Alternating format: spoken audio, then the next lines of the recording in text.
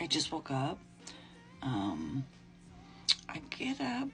Naturally, I wake up at like 3:30 or 4.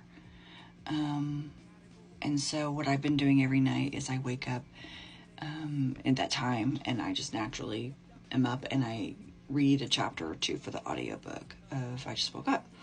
And so I do a little note at the beginning of the audiobook giving you warning, but I do really read this for the most part after I just woke up. So you get that version of me.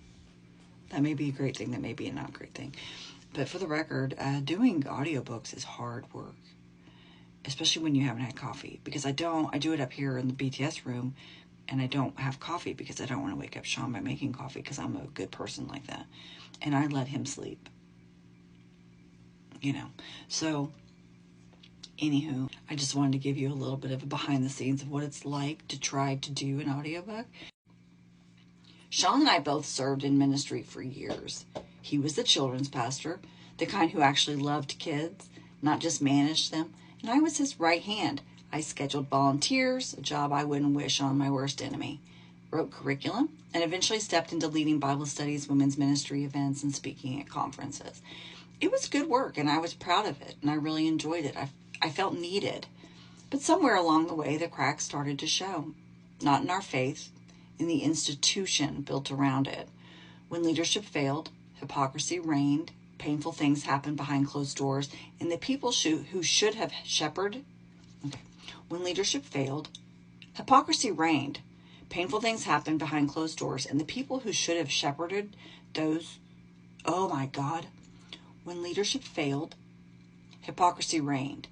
Painful things happened behind closed doors, and the people who should have shepherded chose, oh my God. When leadership failed, hypocrisy reigned.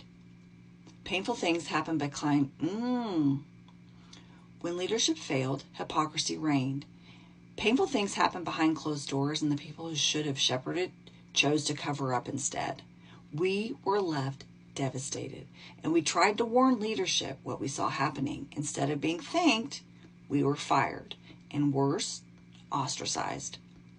One day we had a community. The next we had 4 couples who stuck by us. Everyone else disappeared. Our names were whispered. Rumors were spread. It wasn't just the loss of friends. It wasn't